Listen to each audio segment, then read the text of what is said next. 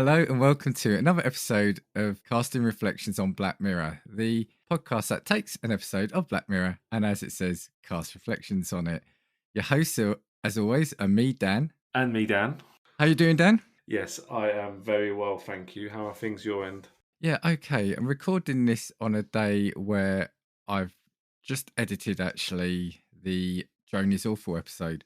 So people won't have seen it, but the failed attempts at the introduction this week have been because I've been confusing myself with that episode. So yeah, we've been recording now for about 14 minutes, haven't we? As you try to nail that introduction.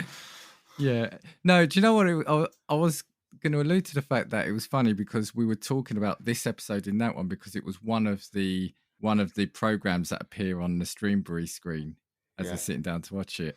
And I think at the time we were commenting that the character didn't want to watch it because it was too serious or too sort of frightening.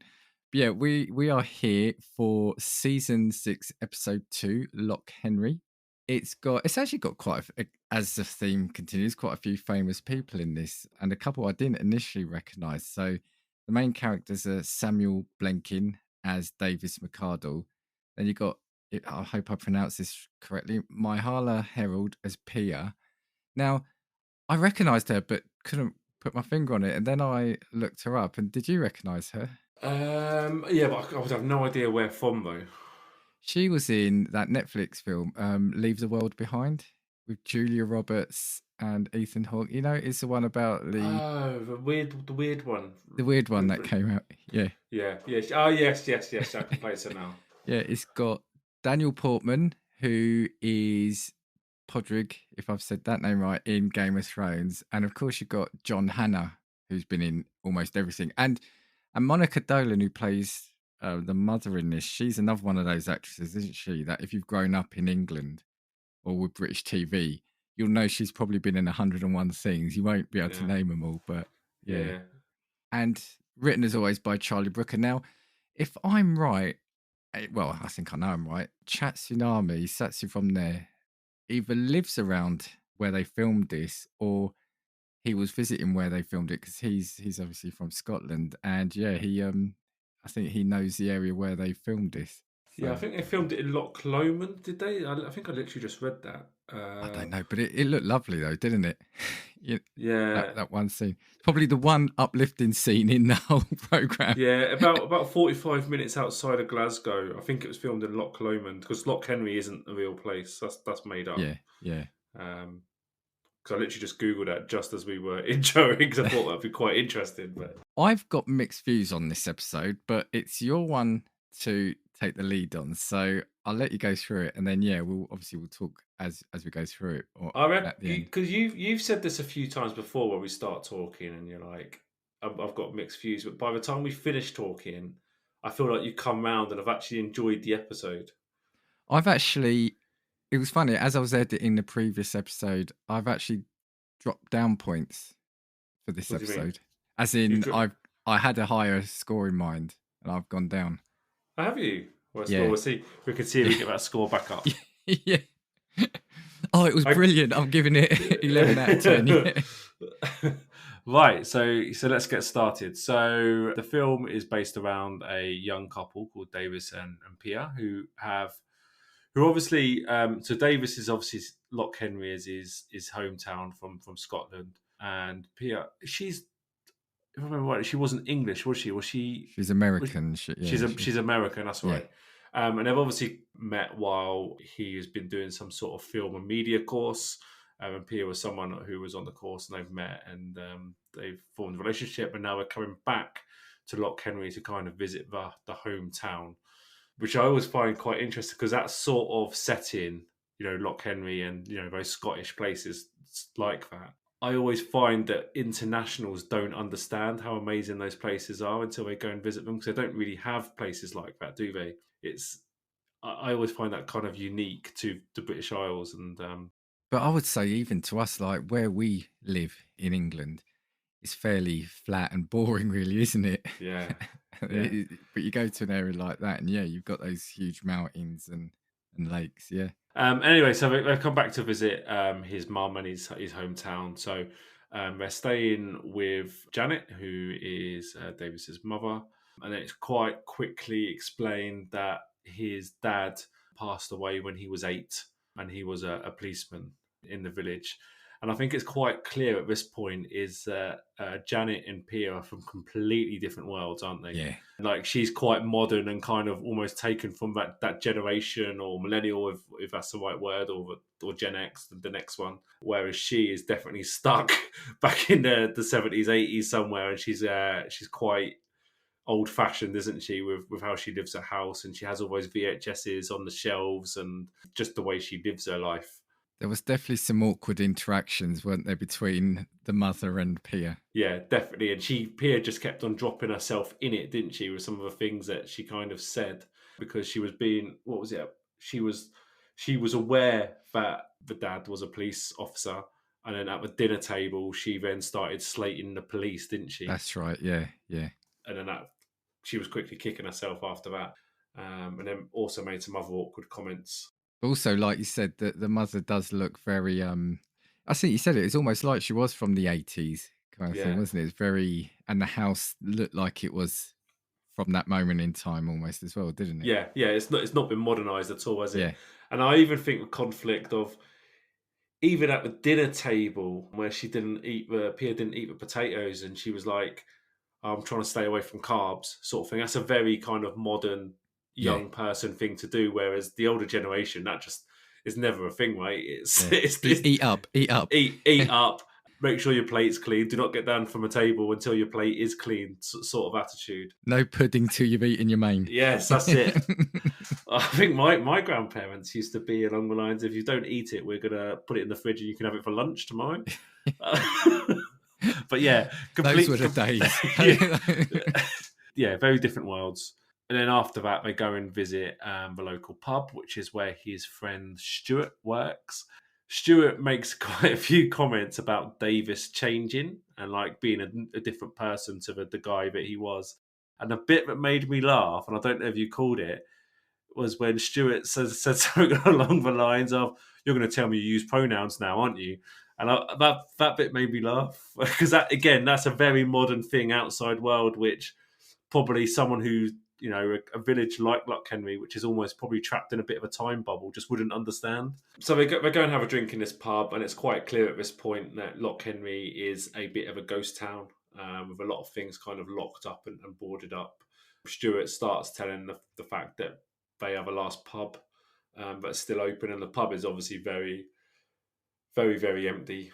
At one point, I think the dad comes down and literally just gets a drink and then goes back upstairs, and he kind of claims that's what always happens. He only comes down when he wants a drink. So you can see the pub struggling, it's struggling to get by, and just the whole village is as well. And then it turns out that actually the village used to be quite a big tourist attraction until something bad happened, and now it's a bit dead. So then Piers starts asking some questions about what happened, and I begin to tell the story of what happened. And he kind of jumped to the end of the story first, wasn't it? He kind of made it clear it was murder, kind of like in the first few moments of the story, and then they had to drag it back and start the story from scratch. So it then cuts back to I guess, but what do you reckon? Back in the 90s? Do you reckon we're talking about? I actually thought it was probably the 80s. I thought, 80s. yeah, maybe 80s stroke 90s. Yeah. You forget how So long ago the 90s was actually, so it could have been the 90s. yeah, well, he was 8. The guy Davis would have been 8. So I was trying to work out how old. Possibly the 90s then. Yeah. So because what do you reckon? He's about 30 years older now. Yeah, It's about right, isn't it? Yeah, wouldn't have put more than that. Yeah. So anyway, that's irrelevant to the story. So they go. They cut back to a story where it's a tourist attraction, and then there's a young couple who are honeymooning in Loch Henry. A lot of people have seen them out and about, obviously enjoying life as they've just been happily married. And then the story gets interesting when the honeymooners just go missing. So when the cleaners come to clean the cottage that they'd been staying in, all their stuff was still there, but the honeymooners were long gone.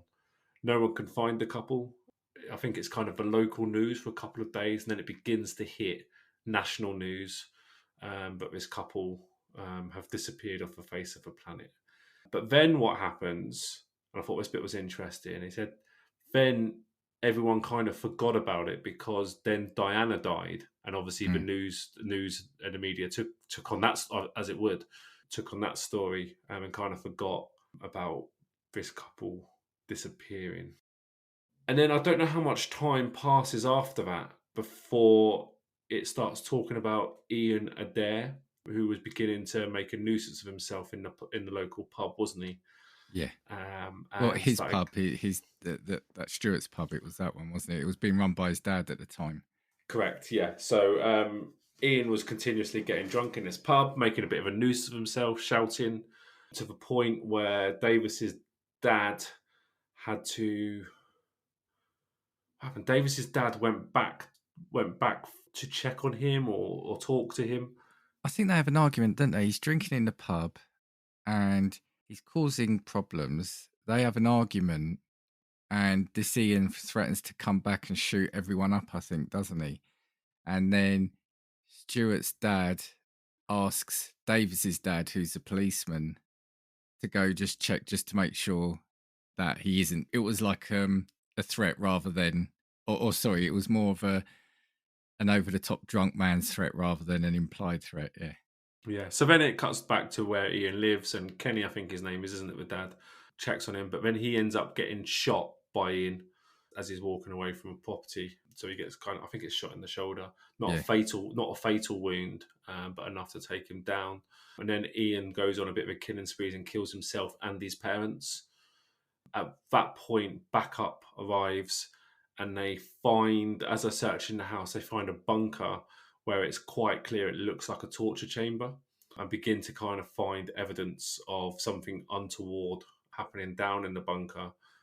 And then it goes on to say that then, as the police continue searching, they find, I think it's 8 bodies, isn't it, that have been buried out in the garden. So it comes clear that Ian had been torturing these people in his bunker and then burying them in the field outside his house.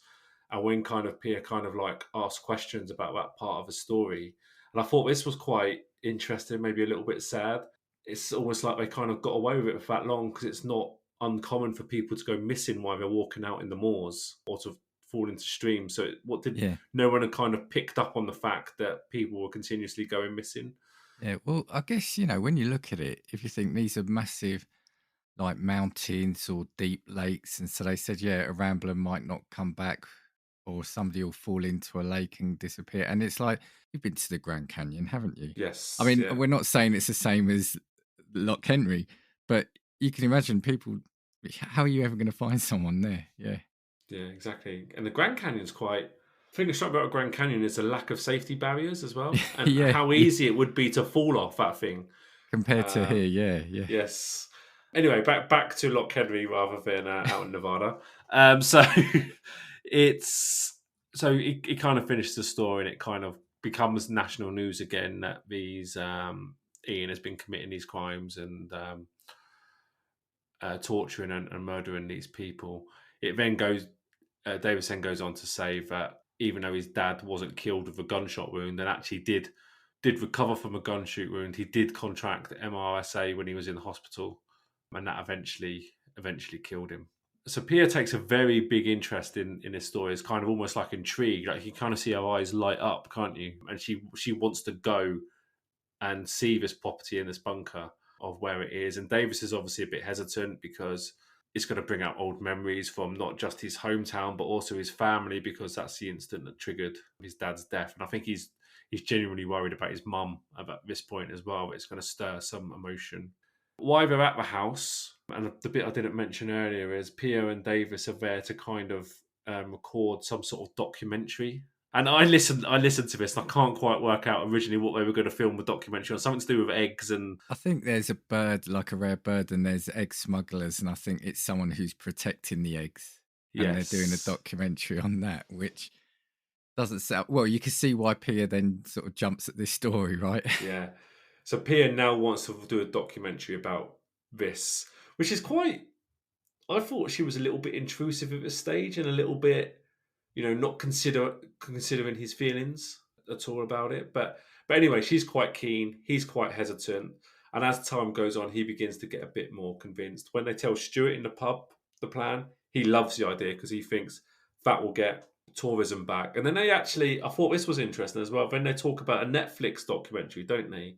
And Yeah, I thought it was interesting how they mentioned Netflix in a world where Streambury that's true. Actually, yeah. literally has the same logo and the same streaming service. And the fact they called it out as Netflix, I thought maybe that was a continuity error, but I thought that was quite funny how they did that. Maybe Streambury went bust after. Well, they broke the computer in Joni's Awful, didn't they? So maybe. Yeah, maybe. And while they're at Stuart's pub as well, he digs out his mum's memory box, who has obviously hoarded a lot of the newspaper cuttings and news articles from the time of the missing stuff. And his mum has since passed away. So they now begin to get some more information on about this, and they start making their film. And it kind of cuts to a few scenes of, they're using drones to get pictures of the landscape and sort of cutting and editing. I guess similar to what you do in your podcast editing, but But kind it of doesn't cutting look as clips. exciting and as dynamic as it does. That's Did in what I that pictured. scene. When I watched that scene, I thought that's exactly what Dad looks like when he does his editing. There was a lot less swearing going on. So they start making this film. As they are interviewing Stuart in the pub, his dad falls down the stairs, obviously drunk, but obviously very angry that this film is about to be filmed, and he's obviously not happy about it and wants to stop it. They cut back to more editing, and the mum, Janet, kind of catches them kind of making a film, and they explain what the thing's about. And I actually thought she was going to have a reaction to say, I don't want you doing this. Yeah. But she was actually quite keen for it on the basis that they make sure Ian gets the blame for the death of Kenny, her husband. It felt like as long as that narrative was there, then she was comfortable and even supportive to the point where she wanted to help. Yeah, because that's the thing. And I got the vibe all the way through it that this was now like an isolated village. They didn't want anyone from outside coming in. We don't want any information. But yeah, like you said, it was a complete opposite to that. And she couldn't wait to get the story out. And she wanted to make sure that, yeah, like you said, her husband was recognised as another victim Yeah, of Ian Adair. Yeah. yeah. So yeah, that bit was interesting. She actually then did an interview, didn't she? And she makes a few comments which get called out at the end. And when you kind of look back on it, I quite like those clever comments that she made. But when the reveal happens at the end, were more important than you realised at the time. You think they're throwaway lines, but you realise it's all linked. But we'll talk about that in a second. Then it cuts to, I wrote it down as Netflix's office, but I'm assuming it's Streambury's office, where they're trying to sell the story. Where the poster is, I'll let you say that, but no, I think it's like a producer. Yeah, I don't think it's the streaming platform. I think it's like an investor or a producer for the Gotcha. documentary. Yeah. So they're in this office trying to sell the story or get someone to help them produce it. And this is the one Easter egg I did spot you myself. even sent me a picture. You were so happy with this. I took a picture of it and sent it, but they had a big poster called the Callow Years in the background. And I thought that was quite clever because usually we have Easter eggs on TV screens and news articles. And I think this felt clever because it wasn't part of a digital board, so to speak. Yeah. It was actually a poster. And they weren't hiding this one, were they? And No. it does make me laugh. Why him? Maybe because it's the first episode, but he is the enduring Easter egg, isn't he? Old Prime Minister Callow, yeah. Yeah, he's done well for himself, hasn't he? And they kind of get a knockback, don't they, from this producer who says, we really need you to find some new material. So they kind of go away a bit disappointed. And then the three of them, Pia, Davis and Stuart, make a plan to actually break into the house and the chamber torture. Just on that, and this feeds into what you said, the interesting thing was that she was saying, unless you've got anything new, we won't be interested. And then Pia lies and says that, oh yeah, we've got access to the house and the bunker, which I think at the time, if I remember right, Davis looks annoyed at. And again, it just goes back to what you were saying about how she's treating this like a bit of entertainment. Yes. Whereas it's his life. So she says, we've got access to the bunker, basically. Yeah, so they go into the bunker, and I found this scene quite funny as well, where they were going to get some lemon juice and squeeze it over the place and then use a black light to make it look like, I don't know if they were trying to make it look like blood or bodily fluids. I couldn't quite work out what they were trying to recreate. But when they put the black light on the lemon juice, they realise that there's so much that's showing up. But he goes, "Oh, I don't think we need the lemon," which I thought was quite funny. They then begin to they kind of act out a scene, don't they, whereby they're all wearing white coats, which look like Yeah. lab coats, and they're kind of pretending that they're searching for stuff to kind of get this new material. They then get their back in their van, which was an Enterprise renter van, which I thought was quite prominent, wasn't it? A good bit of product placement there. I was going to say, but I missed something there, or is it? No, it's just very good advertising for you. Yeah. But it was And quite. sorry, good advertising generally here. So if you're listening, what did you say was Ford? Was it a Ford? Was it? It was Enterprise Oh, renter van, Enterprise. wasn't it? Oh, Enterprise. Yeah, if they're listening and they want to sponsor this, look, that's about the Yeah, 5th time we've said your name now. So yeah, exactly. I thought it was quite weird they had such a big van, considering what yeah, they're doing as yeah, well. But hey ho. But on the way back, they are getting happy and singing along, and all of a sudden they crash the van with some upcoming traffic, and they all kind of end up in hospital being checked out. At this point, Stuart's dad is already in hospital from his fall earlier. Davis has to stay in hospital because he's concussed. Everyone else has minor injuries, and at this point, Janet takes him back home. So Pia is now staying in, I guess, her mum-in-law's house, really, yeah. with Janet by herself in the middle of absolutely nowhere where she can't get a signal. And they were quite important that they showed that she was kind of cut off from the world. I did think it was funny as well that she was serving up shepherd's pie when the day before she was like, "I need to stay away from carbs." Yeah, yeah, yeah, Like, yeah. we'll just give you a load of mashed potato. I love shepherd's pie though. Yeah, Sorry. no, it's very true.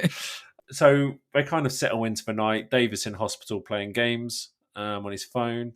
But then Stuart's dad comes over and starts telling him again that he needs to stop filming. And he kind of lets on to that he knows information that no one else knows, but he can't prove it. He hasn't got the evidence, but he knows information. At the same time, Pia is doing some editing and looking through one of these VHSs where she's looking at the video clips that they've captured today. As the VHS continues to play and she's kind of doing some stretching, it cuts to this detective show, which was advertised as being on VHS. It was Bergerac. Did you never watch Bergerac? No, was it a Oh real man, episode? yeah, no. Bergerac was a real detective show. Yeah, it Oh was wow, huge. Yeah, yeah. I remember. Well, I remember seeing it, but yeah, I think it was set in Jersey. So that's what I found funny about this program was they kept referencing Bergerac. Yeah. yeah, must have been before my time, Dan. Oh come on. But as the Bergerac episode finishes, then it cut to another disturbing scene, and at this point, the reveal begins to happen. And I must admit, when I watched this first time round last year, I didn't see this coming, what this video clip revealed. But essentially, it cuts to those two honeymooners in the torture chamber, and they are being tortured by none other than Kenny, the policeman, who's Davis's dad, and Janet, the mother, who's wearing a mask and kind of playing some sort of sex game with it, They and were kind having of real fun, weren't they? Those two. having real fun. Yeah, Yeah, yeah. like they were kind of what's the word? They were role playing, weren't they? Where he was kind of playing the police officer, and I think she was playing the That's right. Yeah, nurse. yeah. When she came in, and it was all like I found it difficult to Very watch. bizarre. Yeah, Yeah, very. very Yeah, bizarre. And of course, Pia's just sitting there watching this, knowing that she's in the house all alone yeah, with now who she knows as someone who's complicit to murder yeah. downstairs. So it was a very weird, revealing few minutes, wasn't it? So then dinner's ready. Pia goes downstairs and tries to have dinner with Janet, but obviously is really freaked out by what she's seen. She tries to make a phone call privately to Davis, but obviously doesn't have a signal, so can't. So then she decides to go on a walk. But sorry, Uh, just before that, because the key thing, the reason why she gets freaked out is she spots on the wall behind the the mother the mask, yeah, mask on the wall, doesn't she? That she saw her yeah, wearing that video, and that's then what kind of makes her feel extremely uncomfortable that she wanted to escape the house. yeah, indeed. So yeah, so she kind of runs off into the dark, and I guess this whole being cut off in the middle of nowhere in kind of the moors or the hills, I don't think people really get how dark and weird it is out in there at night, isn't it? Like there is literally no light, and you're in pitch black. Janet goes upstairs because Janet doesn't really know why Pierre's freaked out, but she goes upstairs and realizes what's happened and realizes that Pierre's seen some evidence that shows what's actually happened. So she goes out to try and find Pierre, and then Pierre kind of slips and kind of hits her head, doesn't she? Crossing a lake. Yeah, I don't think Janet realizes that. No. No, Janet doesn't realize that. So she thinks that Pierre's gone with this new evidence. So she goes back to the cottage and she goes through a bit of a ritual where she gets kind of all the evidence, writes a note to her son and said, "This is for your documentary." And then she goes on to put the mask on and hangs herself in the cottage.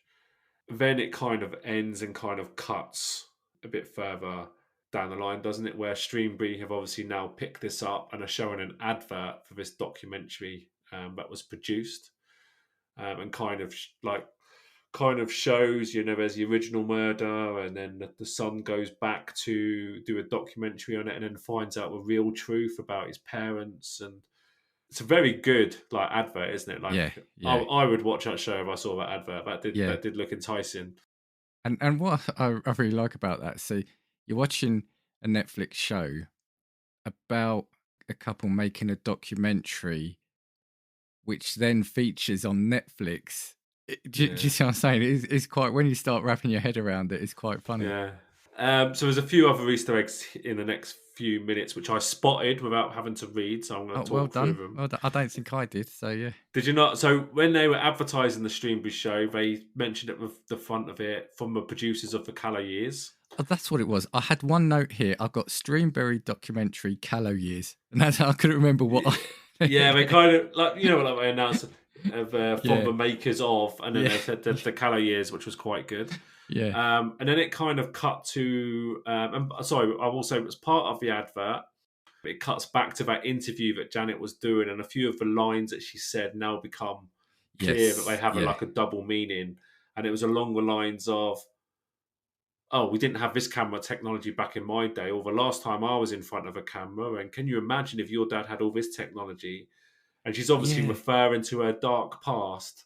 Yeah, well, the videos, because she says something like, "Oh, it's been a long time since I was in front of a camera." It was a long time since I had one of those pointed at me, and then he says something like, "Oh, well, it would have been a lot different to this because this is for broadcast. Dad's wouldn't have been for broadcast." So she says something like, "Oh, could you imagine?" And at the time, you don't think about it. No, but when it's played back, you're like, "Oh my god." Imagine if it was broadcast. Completely different feel. I thought that was brilliant because, I hadn't, when you get used to watching these things, you think, oh, that's going to be important. But that little scene with the mother then just completely fooled me. Yeah. And then it kind of cuts to a BAFTA ceremony whereby this new production is up for BAFTA. And this is the other Easter egg that I spotted, that one of the nominees for this award was, what was it called? Euthanasia in San Junipero?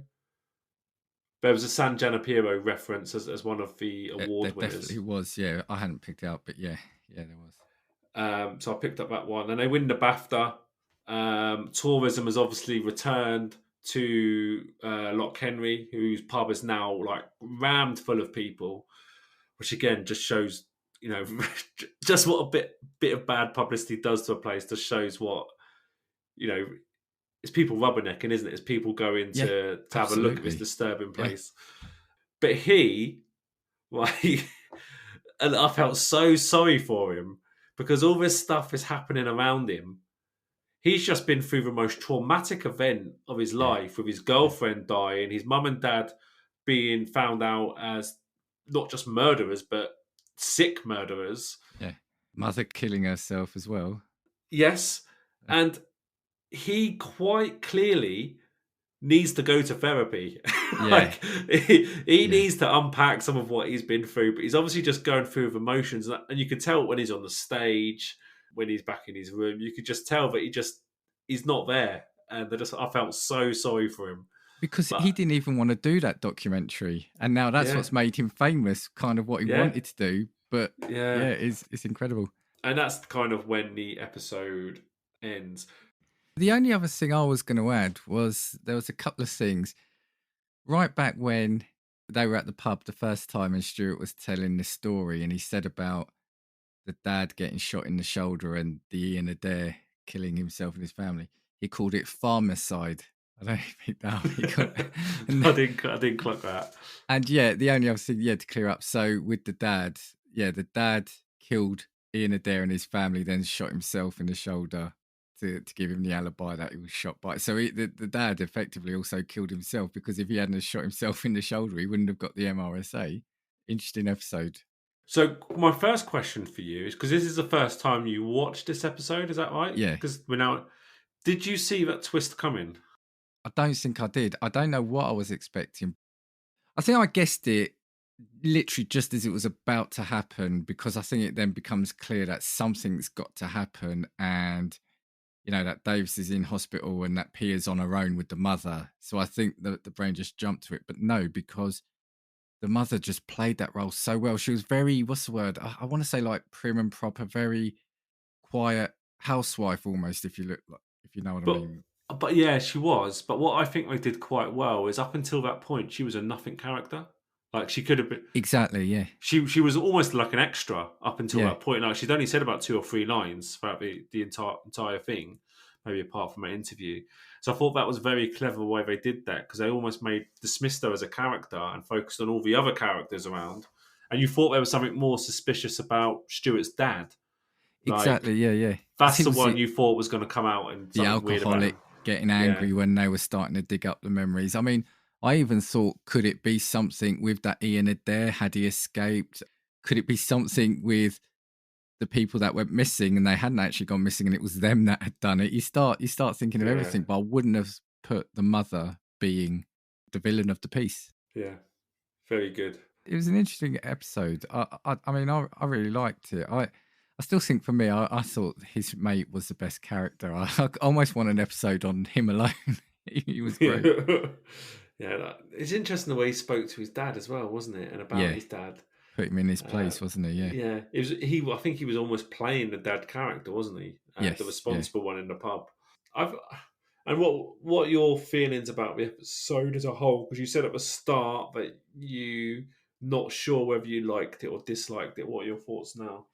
Right. Yeah. I'll tell you where my head's at. I like it as an episode, but for me, it could be a drama on ITV or it could be a police drama. It's not necessarily a Black Mirror episode.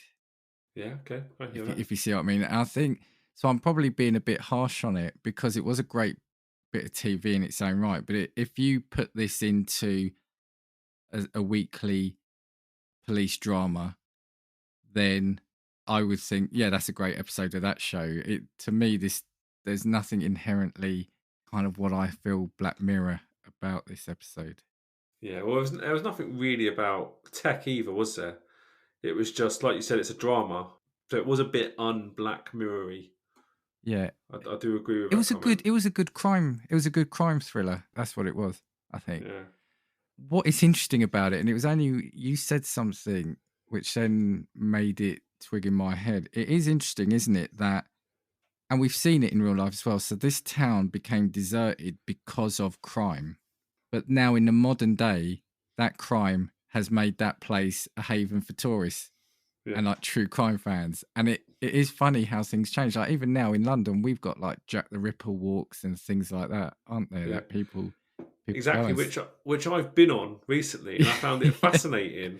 yeah. And all they literally do is walk you around to all the places where he killed someone, and kind of said, "Yeah, someone died over there, and someone died over there." And I was fascinated. So I'm exactly the same as these people that would flock to these places. That's what I think. Yeah, when you look back at this episode, there are some really interesting things in it. And yeah, one is that what made the town deserted is also now what's made it booming again. Yeah. I guess it is the equivalent of kind of rubbernecking on the motorway, isn't it? Where traffic slows down to look at something bad that's happened on the other side Yeah, of a road. And you always think to yourself, oh my God, I just sat in a traffic jam, because people slowed down to have a look. And I think it is the equivalent of that, isn't it? yeah, yeah. And it is interesting the difference between her and him. And I did read somewhere, some people are saying that the reason Pia died is because it was her attitude to that. I think, well, no, I think people may be reading into it, unless Charlie Brooker did write it like that. And if you're listening, let me know. I just thought her death was really random and Yeah, unnecessary. It felt And cheap. the and Yeah. and the fact that cheap is the word, and the fact it was caused by a fall rather than Janet killing her or something along those lines. I almost think I think I'm going to mark it down when we get to the end. I'm going to mark it down because of that random death. I just don't think it added anything to the It's story. almost at that point, if the mother had killed her, then you could almost say, yeah, okay, because we know the mother had that in her at that point. Yeah, and also there's something else for him to deal with, isn't it? Not only the Yes, grieving of yeah, his mum, but the fact that his mum killed his girlfriend. yeah. Whereas it was just random, it's just a random piece of grief that he's got to go through. And actually, if she'd stayed alive and been part of that whole production, they could have done a whole spin off episode, couldn't they? Where she's like keen to sell the story and do the documentary while he's trying to grieve at the same time. There's a whole extra half hour of content there, isn't there? Yeah, I looked at that and I thought that was a bit cheap at the time. I thought maybe the mother might kill her. And I thought this is then when it might become in my head Black Mirror, where the mum becomes then like the Terminator, so she's gone Yeah, from being this quiet widowed mother to this killing machine, because yeah, the way we saw in that video, yeah, we know that she's got a character in her. Yeah. yeah, yeah, a little bit sadistic. Yeah, so I didn't like that part of it. Any other comments on the show at all? Any things you want to delve deep into? I think setting it in Scotland, in the Loch of Scotland, was great because it is very isolated, and it does add that creepy feel to it, especially as a lot of it was at night as well, wasn't it? Yeah. And have you seen The Wicker Man? No, I haven't seen that. No. And it's probably people listening to this, probably a lazy comparison to do, but I just had real strong Wicker Man vibes through it. Okay. So watch Wicker Man because it's a good film. That's what I was saying at the start. I think I'm a bit mixed about this because it was just a good bit of TV to watch, but hasn't left me with many things other than the true crime nature now making things popular, the whole abandonment, and then the tourists coming back. I think what I did like was the fact that the tech in this was old tech, so it was VHS. Yes. So instead of futuristic mind reading, memory reviewing tech, it was old videotapes. The VHS did remind me of what it was, when I used to go around my grandparents' house. They used to have a series of VHSs, and each one had like a number on, and then they would have a book with what was recorded on each number. All right. And if they wanted to record a new TV show, they would then scrub out what was on it and then write down the new thing and use that VHS. And it really reminded me of what it was like because such a clear memory of them doing that. Yeah, I thought that was really cool. Whereas that's just a world we just, it's all stored on our phones now, isn't it? Yeah. Or it's streamed. We don't have to have media to put this stuff on. And do you remember as well with VHSs where you used to have to set a timer and you'd always set it like a few minutes before the episode and a few Yeah. minutes after the episode finished. And then the whole code came in where you could get the TV quick and put the code into your video player. TV And it Plus, would, I think that was. that's Yeah. it. Yeah. It just reminded me of those days. You're like, that wasn't that far long ago, but the world has Oh, here we moved go. on We're going to quite go off on a significantly. tangent. Yeah, because I think I've done like VHS on like retro thing on one of my earlier episodes. But yeah, the thing about the VHS is one, I think is inherently can make it creepy or atmospheric now because streaming and digital is just so clean, isn't it? But when you're watching Yeah. a VHS, you sometimes get the lines and the Yes. degraded Yeah. quality. But yeah, then the whole thing, like you were saying about setting a timer and then TV Plus when that came out, which was about 20 numbers, wasn't it? 20 digits you had to put into the control. Yeah. But the funny thing was the bit where Peter's watching a video and then it cuts off and then you've got the end of Bergerac and then it cuts off and there's something else. That's how it was because you might have recorded a 2-hour film and then you might record an episode of a soap opera. And that's how it was. You'd be watching a videotape and whatever's written on the edge of it doesn't necessarily mean that's what's going to be on it when you were playing it. Yeah. Yeah. And I think she'd obviously hidden a lot of her videos on the Bergerac tapes because that's what she collated, wasn't it, at the end? Yeah. Because she put all the tapes on the table and they're all those Bergerac ones. So there's obviously a lot more clips. There's some, it's one of those things that were out in plain sight. Hidden But in also, plain sight, yeah. Yeah, hidden in plain sight. So I thought that was, quite good the way they did that. So really, that was my main takeaway. That rather than any future tech, it was very much old tech. The shots of the drone were quite cool. I won't know how they used the drone to kind of completely modernise it. Watching that made me feel like I want to go and get one. But there you go. Yeah, what about you? Is there anything else around the program? Well, the one bit I did find myself thinking about, and I mentioned it in the walkthrough, is when they said, then Diana died, and then it didn't become a news story anymore. And then when he said that line, I was like, I wonder how many other bits of news went out the window. Like, because that must have been quite, there might have been news stories going on, but then they just all got completely forgotten when Diana died. And because that's obviously such a massive, massive event in our history. I do wonder if there's any other news stories that kind of got lost about Poss- that time. Possibly, but we know it happens now, without going into them. But there are world events that have been happening for a couple of years, but now don't feature on the news because something else has Yes. happened. And Yeah. it's like you then maybe get in a couple of weeks' time, you might get a bit of a brief about what's happening there, and then it goes on. So the whole, yeah, you remind me actually that's a really interesting point about how the media, the stories in the media, are only the flavor of the day for about a week or a month, maybe, or a Yeah. flavor of the week, day, week, or month. When actually, for some people, they're life changing events.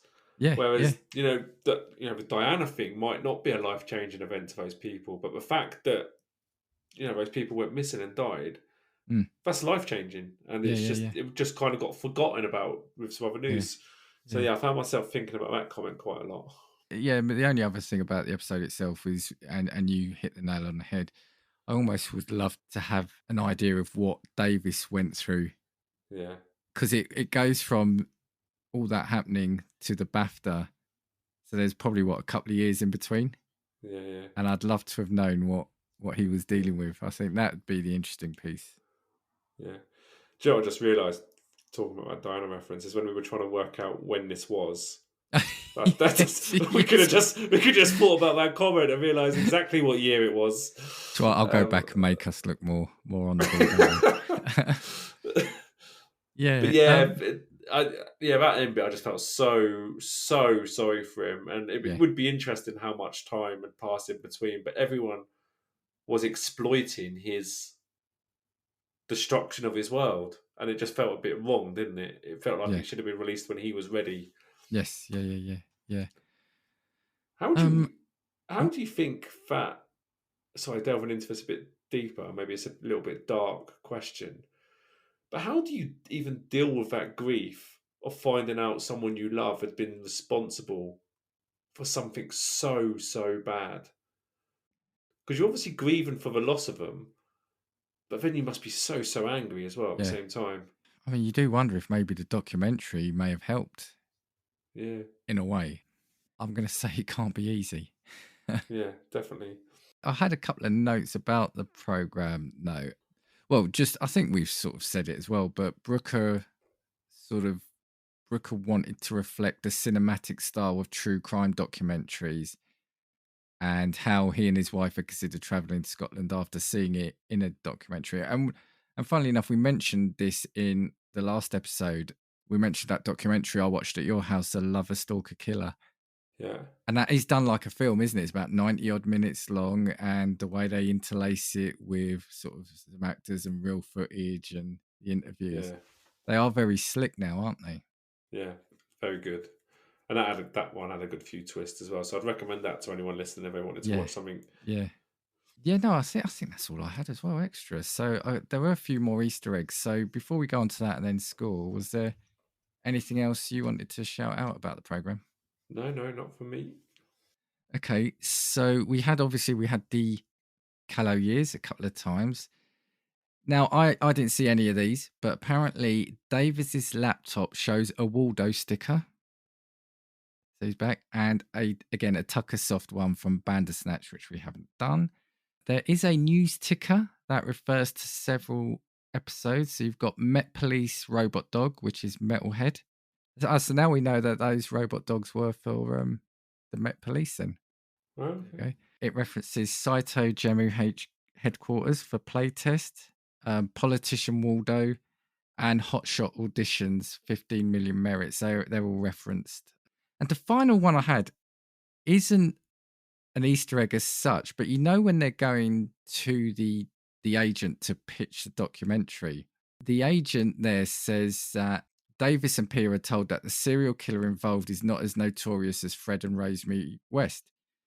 Monica Dolan, who plays Davis's mother, actually played Rosemary West in a TV adaptation of the story. Very good link. Yeah, yeah. So I kind of like it when they do things like that. I mean, that's a shocking story in its own right, but yeah, she played Rosemary West. So I wonder if you'd known that, watched it, because you know sometimes how certain actors and actresses tend to play like a similar role. I wonder if you'd seen that and know that she's got that in her. Maybe you think, Yeah.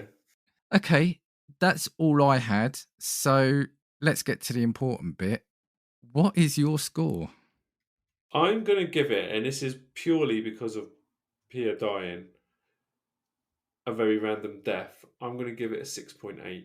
Okay. I think with that, if I used my alternate ending, I think it would have been an 8. But I think And what was the alternate ending? Sorry, so that say she it again. doesn't die. That she doesn't die. Oh, she doesn't die. Sorry, She doesn't die. It becomes part of a production, and she's pushing for it to be released, and he's obviously still grieving. Because I think that would have been quite interesting. Yeah, well, I think at least if she had killed the mother, had killed her, maybe I think that might have made it a bit better. Yeah. Well, Still traumatic. That just shows the difference between how mine and yours minds work. Yeah, you do like your point scores. I don't know. I was thinking initially I watched it and I thought 8 because I thought it's a good episode. It is a good crime drama. And then I thought 7 because again the Pia thing, the death was a bit cheap. And then I was thinking about going down to a 6 because I was thinking today that it's not a Black Mirror episode. But then am I being harsh on that? That does feel a bit harsh. You've got to judge it on this as a standalone episode of Black Mirror. Yeah, so I might go 6.5.